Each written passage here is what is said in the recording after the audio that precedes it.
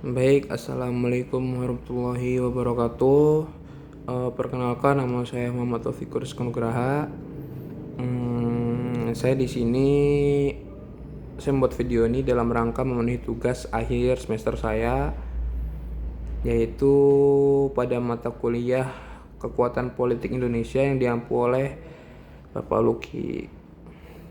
Jadi pada tugas kali ini saya ditugaskan yaitu membuat jurnal, yang dimana pada jurnal saya kali ini yaitu pengaruh Islam dalam relasi kekuasaan di Indonesia. Tugas kali ini yaitu menguraikan isi dari latar belakang dan juga pembahasan. Baik, lanjut pada latar belakang, yaitu latar belakang pada penelitian saya itu menjelaskan pentingnya ada Islam dalam sejarah Indonesia, baik sebagai agama maupun sebagai kekuatan sosial dan politik.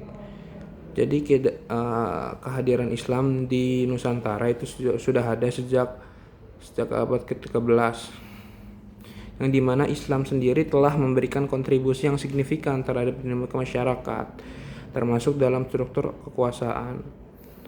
Islam sendiri tidak hanya berfungsi sebagai sistem kepercayaan, akan tetapi juga sebagai ideologi yang membentuk legitimasi politik di berbagai kerajaan, yaitu Kesultanan Demak dan Kesultanan Aceh. Adapun hubungan antara Islam dan kekuasaan itu memiliki akar yang panjang, yang dimana dimulai dari masa prakolonial hingga era kontemporer. Jadi pada masa kolonial, Islam itu berperan sebagai kekuatan perlawanan terhadap penjajahan, menciptakan fondasi bagi gerakan nasionalisme. Jadi sejarah menunjukkan bahwa kehadiran Islam di Nusantara itu berlangsung secara damai dan akomodatif terhadap budaya lokal. Di dalam konteks modern, perdebatan tentang posisi Islam dalam negara Indonesia itu mencapai puncaknya dalam sidang BPUPKI dan PPKI. Ya, meskipun gagasan negara Islam itu tidak diadopsi pada era Orde Baru, Islam itu mengalami kooptasi oleh pemerintah untuk memperkuat legitimasi kekuasaan. Akan tetapi Islam juga menjadi basis resistensi terhadap kekuatan otoriter.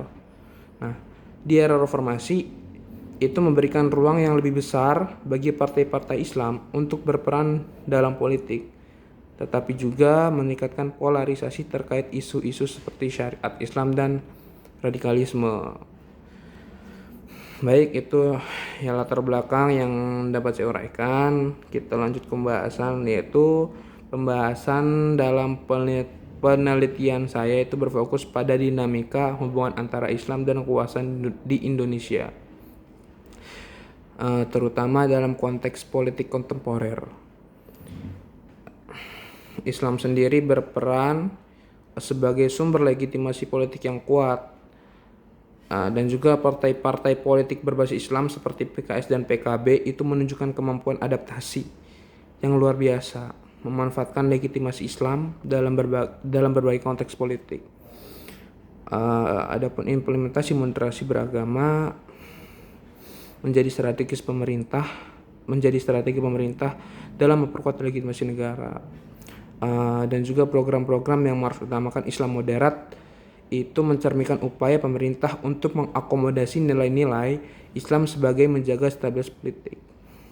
Hal ini sejalan dengan konsep moderasi beragama yang dikemukakan oleh para peneliti sebelumnya, yang dimana adapun dinamika hubungan antara pemerintah dan organisasi besar seperti Nahdlatul Ulama atau NU dan Muhammadiyah itu juga menunjukkan kompleksitas, yang dimana NU sendiri sebagai organisasi Islam terbesar berhasil mempertahankan pengaruhnya dalam kebijakan nasional, sedangkan Muhammadiyah itu mengambil pendekatan yang lebih kritis terhadap pemerintah, terutama dalam isu keadilan sosial. Jadi program pembangunan berbasis religiusitas seperti ekonomi syariah dan wisata religius itu menunjukkan integrasi aspirasi Islam ke dalam agenda pembangunan nasional, agenda pembangunan ekonomi nasional. Ini menciptakan ruang baru bagi partisipasi ekonomi Islam dan memberikan legitimasi religius pada program-program pemerintah. Baik, jadi dari pembahasan ini terlihat bahwa relasi antara Islam dan kekuasaan Indonesia itu sangat kompleks, yang yaitu mencakup aspek legitimasi, kooptasi, dan juga resistensi.